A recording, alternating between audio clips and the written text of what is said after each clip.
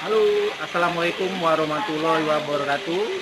Jumpa kembali bersama saya Andi Wayono pada mata pelajaran ekonomi ya. Eh, Baik anak-anak sekalian, pada kesempatan ini nanti kita akan membahas materi-materi yang terkait dengan ekonomi. Harapan saya kondisi kalian selalu dalam kondisi sehat walafiat selalu tanpa kurang suatu apapun ya. Semoga kalian tetap terhindar dari COVID-19. Itu ingat pesan Ibu ya, silakan jaga kesehatan kalian ya, cuci tangan setiap saat, hindari tempat-tempat keramaian dan tidak lupa selalu menggunakan masker. Baik anak-anak sekalian, pada video pembelajaran kali ini Bapak harapkan kalian tetap semangat dan selalu mengikuti materi-materi yang akan Bapak sampaikan pada pertemuan kali ini ya. Dan jangan lupa nanti silakan kalian subscribe, like, and tekan tombol loncengnya bagi yang belum subscribe, dan berikan komentar dan silakan kalian share jika video ini bermanfaat bagi orang lain. Baik, kita mulai saja pembelajaran kita kali ini. Silakan mengikuti dengan baik dan tetap semangat. Assalamualaikum warahmatullahi wabarakatuh.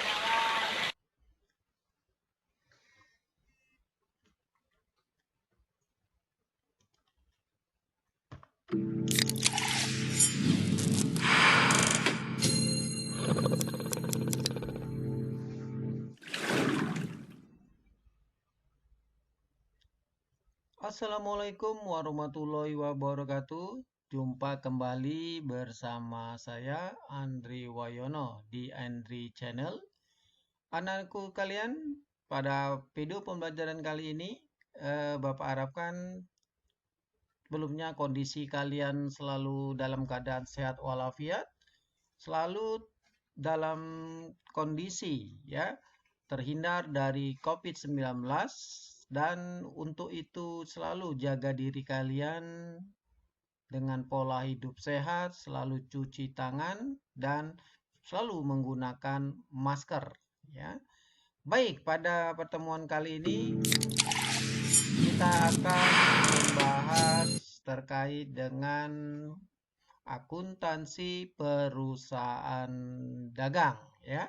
Dimana sebelumnya kalian pada kelas 12 ya, pada semester 1 kalian sudah membahas tentang siklus akuntansi perusahaan jasa. Mudah-mudahan pada pertemuan kali ini, pada video pembelajaran kali ini, kalian masih dapat mengingat apa-apa saja yang sudah kalian terima pada video ataupun pada pembelajaran sebelumnya terkait dengan akuntansi. Oke, tetap semangat dan silakan kita mengikuti lanjutan daripada video ini. Namun sebelumnya Bapak harapkan kalian dapat memberikan subscribe dan memberikan like serta sekalian share kepada pihak-pihak yang memang membutuhkan sekiranya video ini bermanfaat. Baik, mari kita mulai pembelajaran kita pada pertemuan kita kali ini. Nah, pada pertemuan kali ini kita akan membahas terkait dengan KD ya 3.5 ya, menganalisis penyusunan siklus akuntansi pada perusahaan dagang ya. Dengan 4.5 membuat laporan pada perusahaan dagang. Ini adalah materi pada KD 3.5. Ya, ini merupakan kurikulum penyederhanaan karena kita masih di pandemi COVID-19 ya. Jadi tetap semangat dalam mengikuti pembelajaran kita pada hari ini. Oke ya. Nah, sebelum kita lanjut kepada materinya ya, kita lihat dahulu di sini adalah inilah gambaran kita membahas akuntansi ya, yang akan kita pelajari pada semester ini terkait dengan siklus akuntansi perusahaan dagang ya. Jadi kalau kalian dapat lihat di sini ada 4 komponen utama yang akan ada kita bahas ya. Pada pertama, kita lihat secara garis besar ada pengertian dan karakteristik perusahaan dagang, di mana di situ akan dikaji tentang transaksi pada perusahaan dagang, akun-akun pada perusahaan dagang, kemudian analisis transaksi pada perusahaan dagang. Nah, mungkin pada video kali ini kita hanya membatasi pada pengertian dan karakteristik perusahaan dagang, ya. Nah, selanjutnya ya, kita lihat di sini ada tahap pencatatan. Nah, pada tahap pencatatan di sini ya, di sini kita akan terkait dengan adanya jurnal khusus ya atau spesial jurnal. Kemudian posting ke dalam buku besar utama dan buku besar pembantu perusahaan dagang. Setelah itu pada tahapan berikutnya adalah tahap pengiktisaran ya, tahap pengiktisaran pada perusahaan dagang. Kemudian dalam sini kita akan membahas neraca saldo dan jurnal penyesuaian. Kemudian kertas kerja. Nah, pada tahap terakhir kita akan membahas tentang pelaporan pada perusahaan dagang. Ya, ada laporan laba rugi, laporan perubahan modal, dan neraca, dan laporan arus kas. Artinya apa? Secara siklus ini kita tidak jauh beda dengan jurnal dengan akuntansi pada perusahaan jasa. Ya, jadi hanya ada membedakan nanti pada jurnal khusus ini dan akun-akun di sini, akun-akun yang hanya terjadi pada perusahaan dagang. Nih.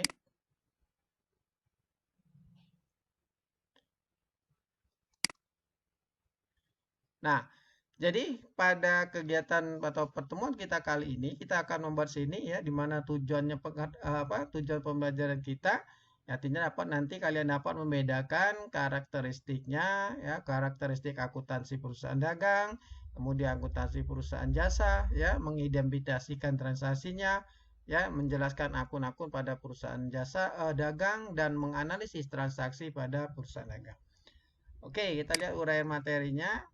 Nah, di sini kita lihat adalah pengertian daripada perusahaan dagang. Ya, sudah barang itu kalian sudah dapat lihat tentang perusahaan dagang, ya, di mana intinya di sini kalau kita lihat adalah perusahaan yang kegiatan utamanya atau bisnis utamanya ya membeli barang dari pemasok dan menjual lagi ke konsumen tanpa mengubah wujud barang tersebut, ya. Nah, ini kita lihat ada toko kelontong, nanti ada supermarket. Yang intinya di situ bisa dia menjual kebutuhan sehari-hari atau kebutuhan dalam jumlah besar. Nah, selanjutnya kita akan melihat di sini adalah cirinya, ya, ciri pada perusahaan dagang. Yang pertama adalah kegiatan utamanya atau pendapatan utamanya ini berasal dari penjualan. Ya, jadi penghasilan utamanya berasal dari penjualan barang dagangan. Kemudian biaya utama adalah harga pokok barang dan biaya lainnya. Dalam akuntansi terdapat akun persediaan barang dagangan, ya. Kemudian yang keempat sebagai perantara antara produsen dan konsumen. Kita ketahui bahwa produsen di sini adalah pihak yang menghasilkan barang, menambah nilai guna barang, memproduksi barang. Sementara di sini adalah konsumen. Nah, konsumen di sini adalah pihak yang menggunakan, menambah nilai, menggunakan, memakai, menghabiskan nilai guna barang. Jadi untuk menghubungkan di sini agar barang sampai ke tangan konsumen, ya itu di antaranya adalah dari perusahaan dagang ini. Bentuk barang yang dibeli dan dijual ini sama, ya kenapa? Tadi kita lihat di dalam bentuknya tadi tanpa mengubah wujud barang tersebut. Kemudian tujuan utamanya di sini jelas dia mencari laba ya dengan menjual barang lebih tinggi dari harga belinya. Nah, kegiatan utamanya penjualan dan pembelian. Jadi yang menjadi patokan kita nanti bahwa kegiatan utama dari perusahaan dagang di sini adalah pembelian dan penjualan. Nah, kita lihat di sini. Jadi apa yang membedakan antara perusahaan jasa dengan perusahaan dagang? Ayo, bantu jawab, ya. Siapa yang bisa menjawabnya? Ya, apa yang membedakan antara perusahaan dagang dengan perusahaan jasa? Ya. Nah, oke, ada yang bisa menjawab? Oke, baiklah, Bapak jawab ya di sini. Nah, yang membedakannya seperti dalam tabel di sini ya. Pertama, pada perusahaan jasa barangnya tidak berwujud, sementara di perusahaan dagang barangnya konkret nyata, ya.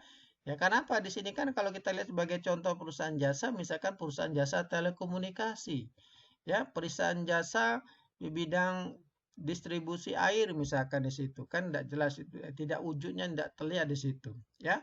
Pengangkutan baik darat, udara maupun laut di situ, ya. Kemudian pada perusahaan jasa tidak memiliki persediaan barang. Nah, dalam perusahaan dagang memiliki persediaan barang. Kemudian jasa ini tidak dapat disimpan, ya. Sementara ini ada, kita memiliki gudang, ada tempat untuk melakukan penyimpanan barang-barangnya. Kemudian tidak dapat dibagi dalam bagian kecil, ya. Nah, kenapa ya? Ini secara ya bagaimana membaginya? Jasa angkutan, jasa itu kan. Nah, kemudian dapat dipisahkan menjadi bagian-bagian kecil. Ini adalah secara segaris besar bagaimana kita dapat membedakan antara perusahaan jasa dengan perusahaan dagang. Oke. Nah, kita lihat ya. Di sini kita lihat adanya terjadinya transaksi. Ini misalkan ini ada di supermarket, ada di suatu swalayan ya, melakukan kegiatan. Nah, di sini kita lihat ada penjual dan di sini adalah pembeli ya, di mana mereka melakukan transaksi ya. Di sini dari penjual, kemudian ini pembeli, pembeli membayar sejumlah uang, di sini dianalisis. Baru nanti dia memperoleh barangnya. Nah, secara umum, transaksi yang terdapat di perusahaan jasa sebagian besar ada di perusahaan dagang. Iya, sama, sebagian besar sama. Akan tetapi ada beberapa transaksi yang hanya terjadi pada perusahaan dagang, tidak terjadi pada perusahaan jasa. Nah, namun sebelumnya, ya, apakah kalian masih ingat? Nah, ya, apakah atau ada yang masih ingat pengertian transaksi? Ya, pada waktu semester 1 kita sudah bicara di sini dan bahkan melakukan menyelesaikan siklus akuntansi perusahaan dagang. Jadi bagi kalian yang belum memahami di sini, ya ini agak-agak susah nanti di sini. Makanya kita perlu memahaminya lebih lanjut. Oke, ada yang masih ingat? Oke ya, kita lihat apa sih yang dinamakan transaksi itu. Nah, transaksi ya adalah kejadian ekonomi yang bersifat finansial. Ya, contoh kita lihat di dalam swalayan tadi, di dalam gambar tadi. Ya, kejadian penjualan barang, pembeli kendaraan, pembayaran listrik. Kalau kita kembali kepada tayangan di awal tadi, di gambar tadi, bahwa di sini terjadi transaksi di mana antara penjual maupun pembeli ya seperti di swalayan tadi. Nah, jadi jadi dikatakan transaksi adalah adanya kejadian ekonomi yang bersifat finansial ya, ada penjual, ada pembeli dan ada barangnya. Nah, sekarang apa saja transaksi yang terjadi pada perusahaan dagang?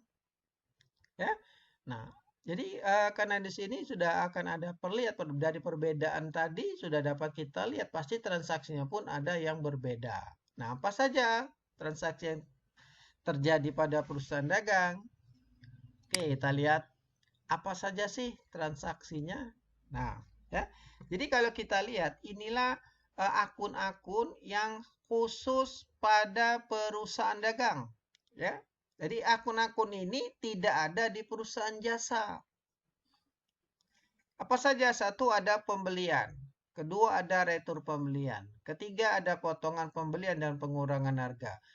Kemudian ada penjualan, ada retur penjualan, ada potongan penjualan dan pengurangan harga. Ada beban angkut pembelian, beban angkut penjualan, persediaan barang dagangan.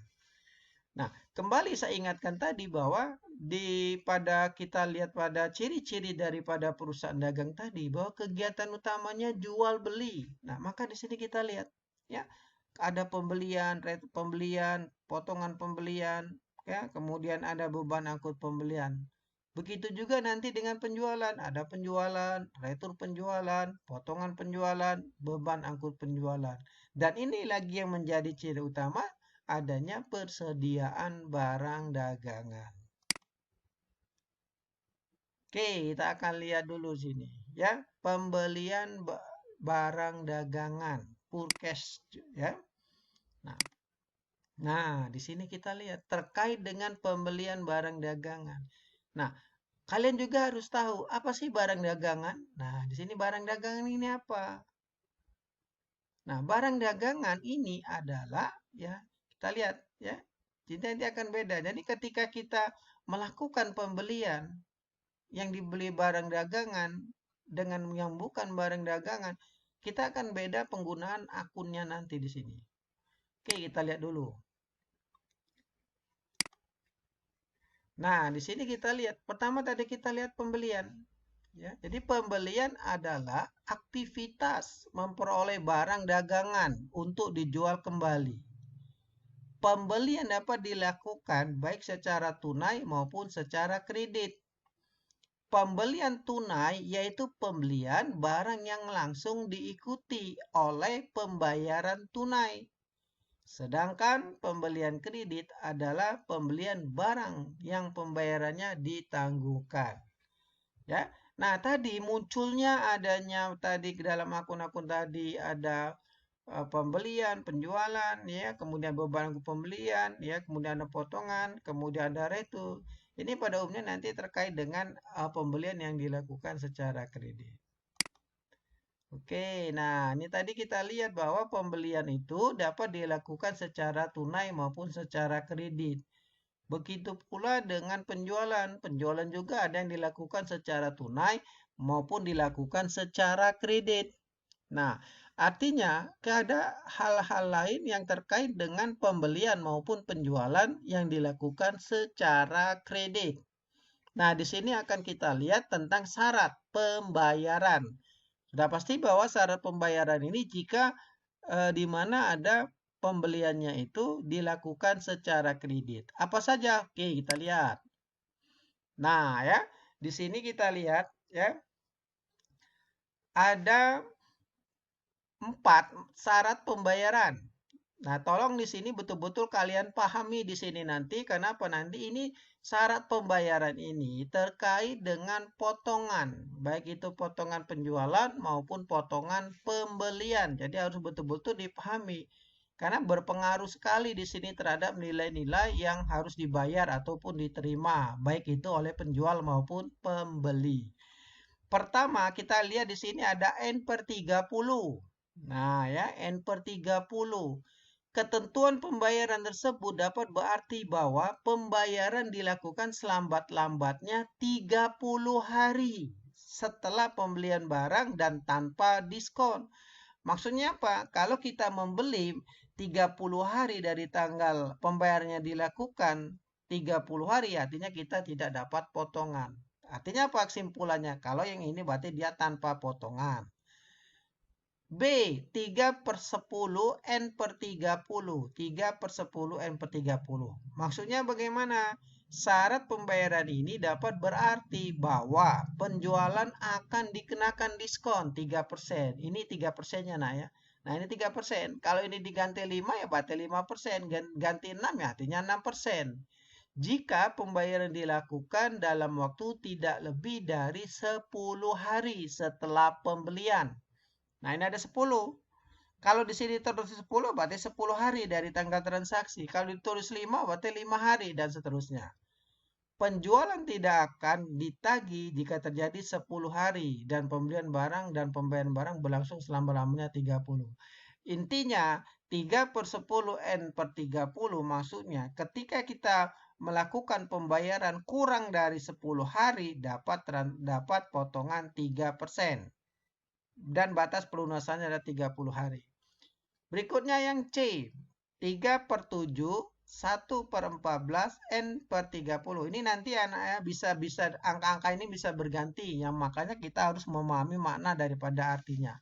Yang berarti bahwa persyaratan pembayaran tersebut adalah 3% diskon jika pembayarannya diselesaikan 7 hari setelah pembelian dan dikenakan diskon 1% jika pembayaran dilakukan lebih dari 7 hari. Jadi kita lihat di sini.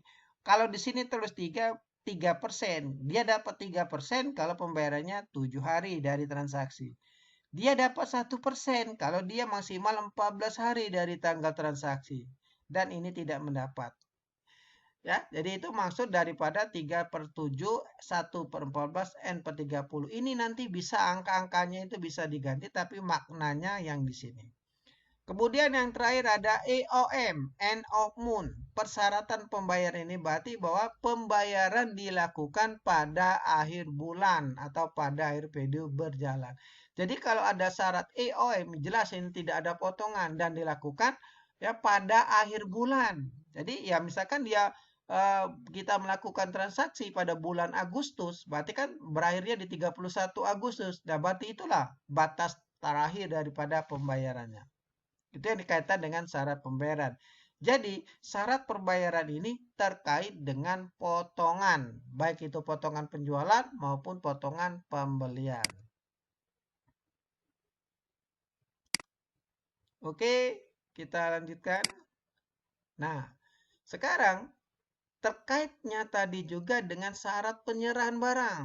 Karena ada serah terima barang dari pihak penjual maupun pembeli. Apa saja syarat penyerahan barang? Oke, kita lihat. Ya, ada 3 syarat penyerahan barang. Yang pertama ada FOB, Free on Board Shipping Point. Nah, ini perlu diperhatikan. Syarat penyerahan barang ini nanti terkait dengan biaya angkut. Baik itu biaya angkut pembelian maupun biaya angkut penjualan. Pertama, FOB Free on Board Shipping Point adalah merupakan syarat penyerahan barang di mana biaya angkut barang atau yang biasa disebut dengan ongkos kirim serta tanggung jawab atas segala risiko terhadap barang dagang dalam perjalanan dari gudang penjual menuju ke gudang pembeli merupakan tanggung jawab pembeli.